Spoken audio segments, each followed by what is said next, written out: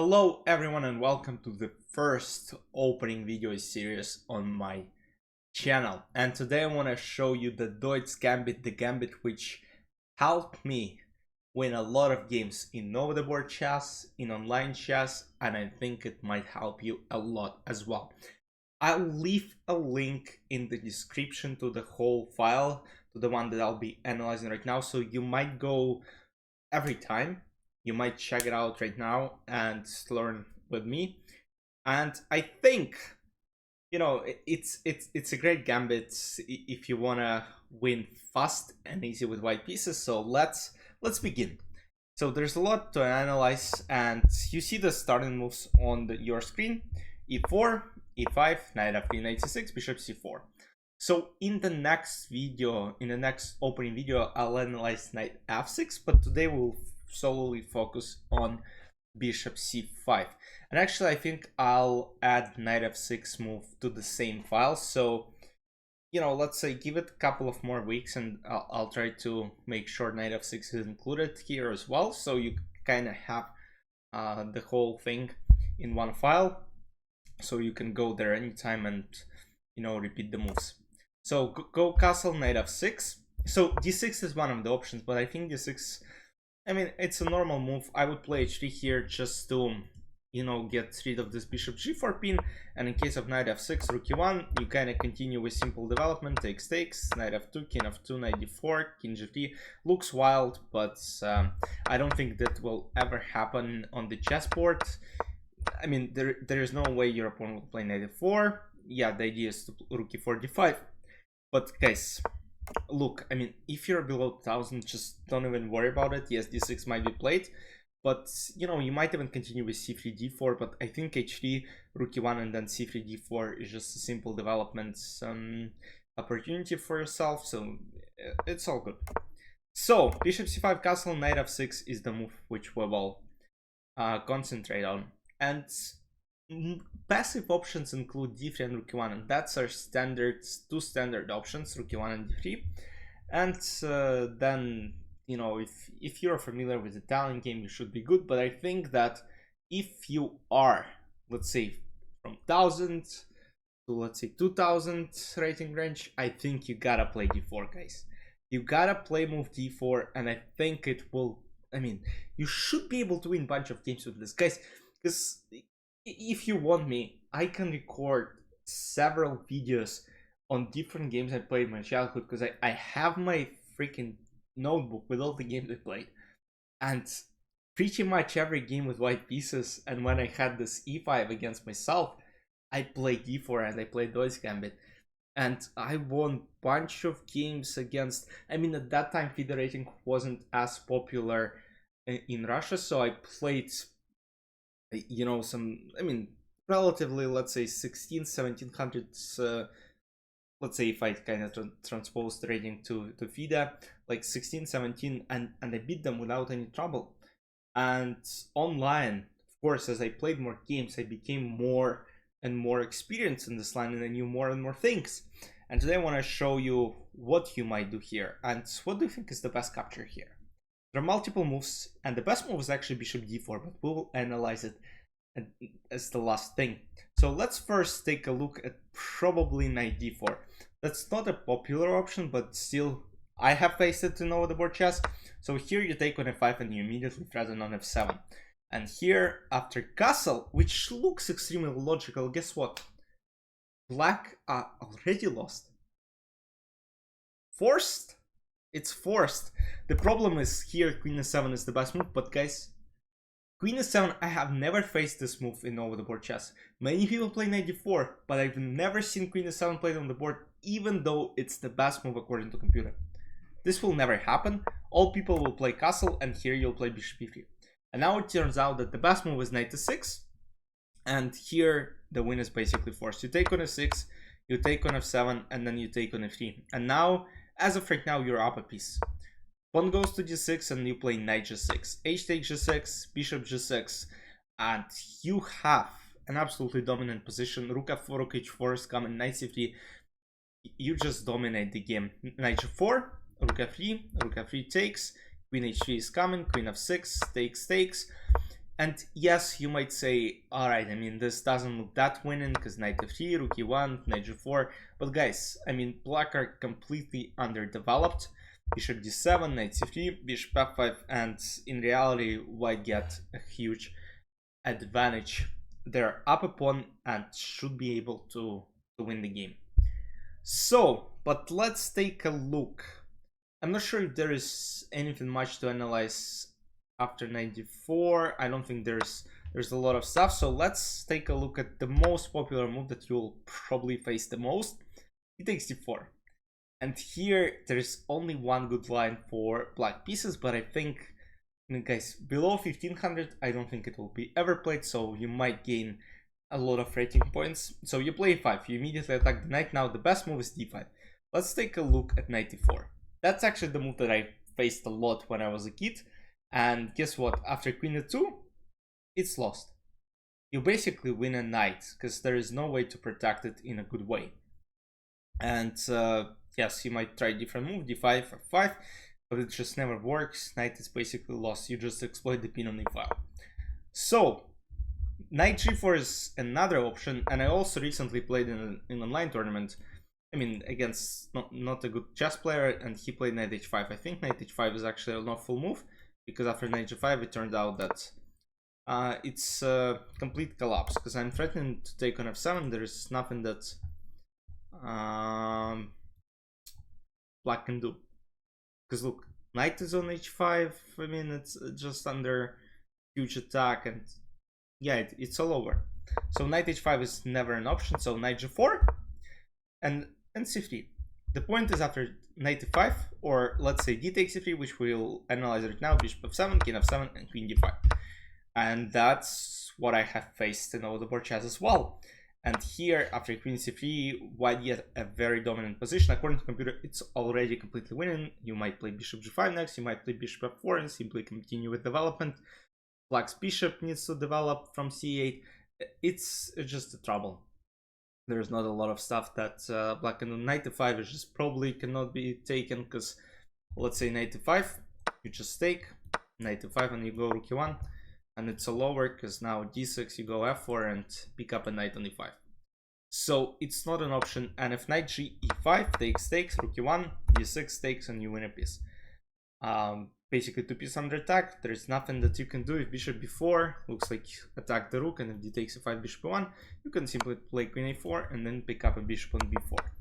It's a, I mean, it's a win. So, but now let's take a look at the d5. That's what more advanced chess players would play, and you'll play takes f6. Now d takes e4 and rook e1 check. Now the thing is, here there are multiple opportunities here for black. They can go king f8, but you'll play bishop g5. And white are slightly better. There are actually a bunch of interesting traps. Now you're threatening f g7, and if g takes f6, bishop h6, I think, guys, after, let's say, simple knight bd2, I mean, it's almost like a dream position. I think there might be even better options. Computer says queen c1, computer says c3, and white, you know, it just doesn't look right. I mean, your rook is underdeveloped, your king is on g8. Yes, I mean, it might look scary, black center is really good, but at the same time, like, come on, man, like, you gotta win these positions. All right, and bishop e6 is the move, the main move, and you'll play 3 king knight g5. And now I want to show you the most popular move which is being played by a lot of people online. I actually won one of the games in over the board chess when I was a kid, once again. And one of the most popular options is to play queen f6. And queen f6 is a blunder, because now you can play knight e6, f takes e6, and queen h5, and you win a bishop on c5. And look, I think you will win a bunch of games in this line. Look, I hope you play this from my bottom of the heart. Please try to learn this line. Please try to win this game. Because look, you know, the funny story is, I found this trap when I was a kid from the book called like the best chess traps or whatever, and then I started playing it, and guess what? My coach actually didn't know that trap, and then, of course, I started playing it a lot. I showed it to my coach, and then what happened was half of the chess school was playing and learning this freaking gambit. Half of the freaking school. Chess school. I mean, it was amazing because, look, they never heard of it, but because I did my own research, I was so interested in chess that, I found one thing, and, it worked really good on my level back then. I mean, it might even work right now, but I'm just playing more solid against stronger players because sometimes, I feel like it's a bit uncomfortable, and, stronger players won't allow, let's say, knight e6 and then queen h5. Stronger players will play queen d5. Basically putting the queen in the center and trying to go on castle. Knight c3 is the best move. Now the point is, if d takes e3, you play queen d5 and win a queen, queen f5, knight e4. And after long castle, which is a typical move, you play g4. Now the thing is, if queen g4 is played, it looks like you gave up a pawn, but at the same time takes, and now knight f7, and you win an exchange. So this cannot be played. So queen f5, knight e6, f takes e6, f takes g7. So now if queen g7, knight c5, and if rook g8, I still think it's not gonna happen on your level, guys. That's what, some IMs don't even know sometimes.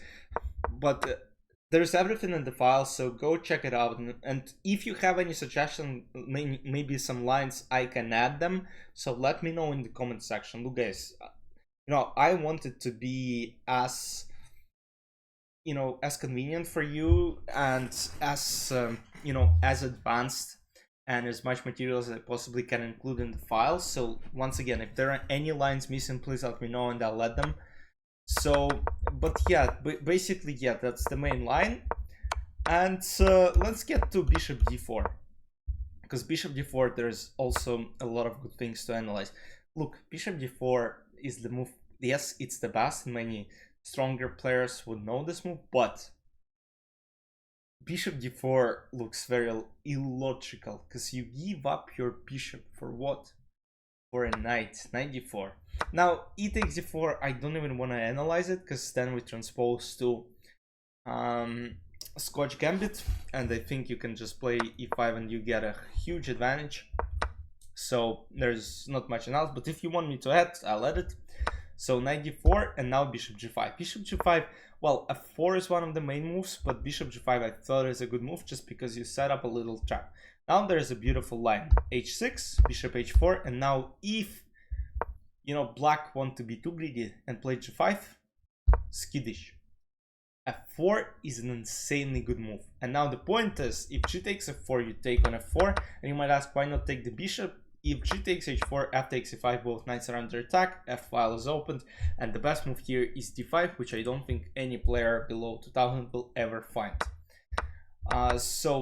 And if g takes f4, skittish, and then the problem is e takes f4, queen d4, and black can simply resign. And once again, the best move is d5, which I actually played this against one of the IMs. One of the IMs actually played g5, I think an online game on Lee Chess, and they managed to sweep him like in 14 moves here. So that's never an option. So the best move is d6, and here you'll play f4, and look, guys, I hope this never happens.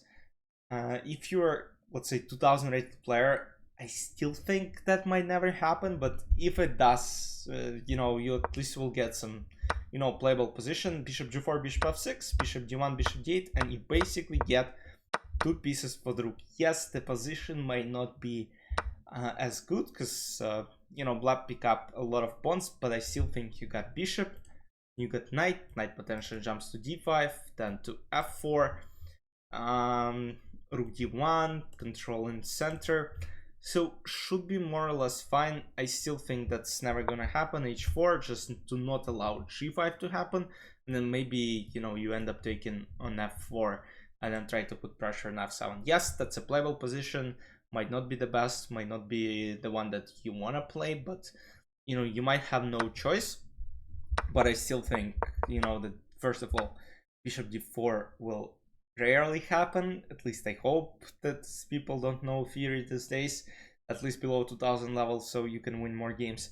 But yeah, I mean, I hope you guys, you know, go through this file. Let me know any suggestions you might have, and in my opinion, that's one of the best openings you might play. I hope you enjoyed this video. Let me know any openings you want me to analyze. I might show you my ideas in Karakan that I played as a kid, because there are some interesting ideas that you might want to check out, but also some ideas. I have a bunch of ideas against different openings, you know, that I don't even play these days too much, but I think they're kind of deserving your attention, and I think they might give you great results. Once again, let me know what would you like to see, what openings, what analysis. I'll do them. Hope you enjoyed this one. See you soon. Bye bye.